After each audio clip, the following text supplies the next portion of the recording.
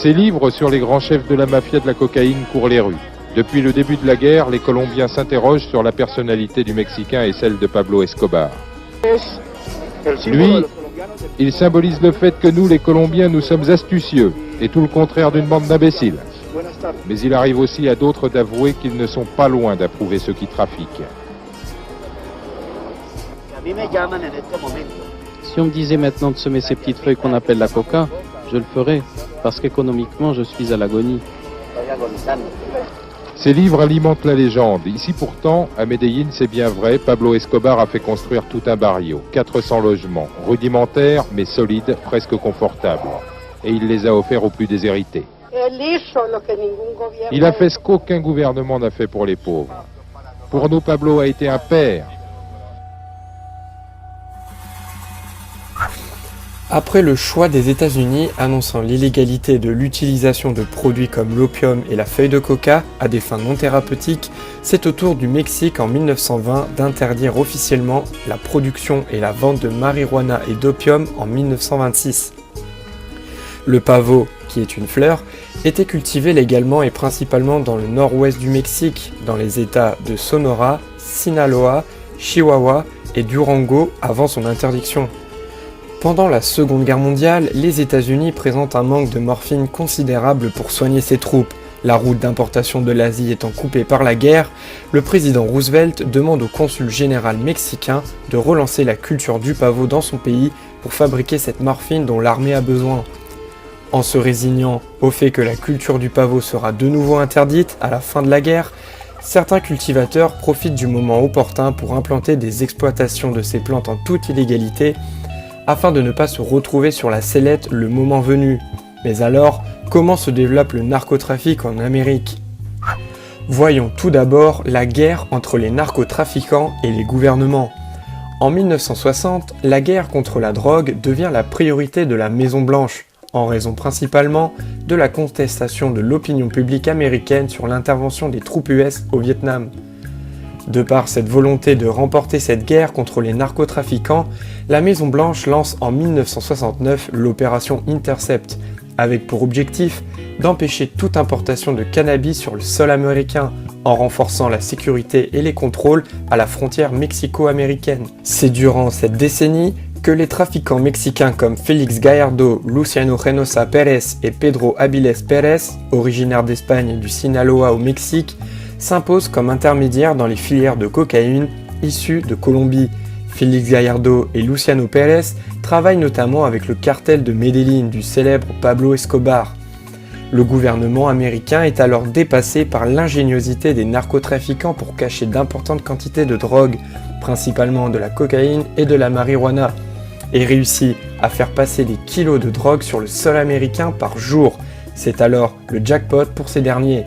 Pour vous donner un chiffre, le narcotrafiquant colombien Pablo Escobar, à son apogée, se faisait 60 millions de dollars par jour grâce à la vente de cocaïne. A noter également qu'au début du XXe siècle, avant l'intervention massive des troupes US en Amérique centrale et Amérique du Sud pour empêcher la diffusion de drogue, beaucoup de fonctionnaires de police et politiques sont corrompus dans les pays producteurs de drogue, ce qui facilite l'exportation de ces produits psychotropes vers les États-Unis et l'Europe de l'Ouest. Mais alors, pourquoi les États-Unis comme destination ? Avec le début de la mondialisation, de l'ère du numérique et la culture des sociétés du moment comme le mouvement hippie, les habitants de grandes villes comme Los Angeles, Miami sont de gros consommateurs de stupéfiants et profitent abusivement des plaisirs de la vie, ce que les narcotrafiquants n'ont pas loupé de constater. Existe-t-il une concurrence entre ces narcotrafiquants ?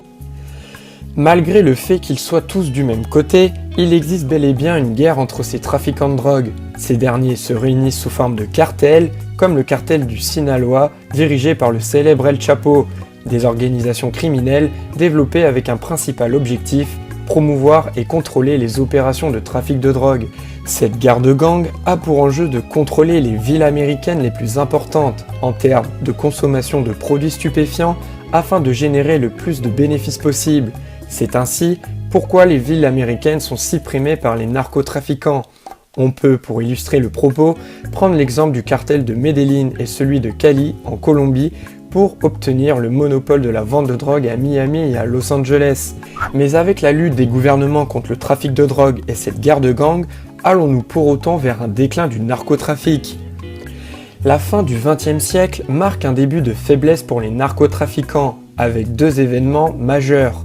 L'arrestation de Miguel Ángel Félix Gallardo en 1989 et par la mort du célèbre colombien Pablo Escobar en 1993. Beaucoup d'autres narcotrafiquants tombent durant cette période entre les mains du gouvernement américain, comme Juan García Abrego, paralysant du coup le cartel du Golfe. Entre les années 90 et 2000, les arrestations, démantèlements de réseaux trafiquants ou de cartels se multiplient et sont de véritables trophées pour les gouvernements luttant contre les barons de la drogue. Notamment depuis l'arrivée au pouvoir mexicain de Felipe Calderón, qui lance de vastes opérations militaires dans les régions mexicaines les plus sensibles à la production de drogue, afin de réprimer le mouvement illicite et affaiblir davantage les cartels. Cependant, l'excès de corruption est le point faible des gouvernements, car ils sont sous les projecteurs de l'opinion publique qui en a marre de la terreur que mènent les narcotrafiquants, très visibles notamment en Colombie et au Mexique. Ces gouvernements sont donc sujets de beaucoup trop de critiques vis-à-vis de la légitimité qu'ils ont pour mener cette guerre de la drogue. Même Calderón, l'homme qui a pourtant participé activement à la répression des cartels au Mexique, est lui aussi soupçonné d'être corrompu, comme l'affirme la journaliste Anabel Hernández avec cette déclaration, je cite, « Il est protégé, tous les présidents mexicains ont couvert un cartel à un moment donné. » Un véritable déclin pour les deux camps de cette guerre de la drogue. L'avenir étant prometteur, les narcotrafiquants se tournent de plus en plus vers de nouveaux produits, qui peuvent eux aussi être utilisés à des fins non thérapeutiques, dans le but de se reconstruire, tandis que les gouvernements ne cessent de développer des méthodes pour stopper la production et la diffusion des produits stupéfiants. Et si, en ce début de 21e siècle, les médicaments n'étaient pas le nouveau business des narcotrafiquants ?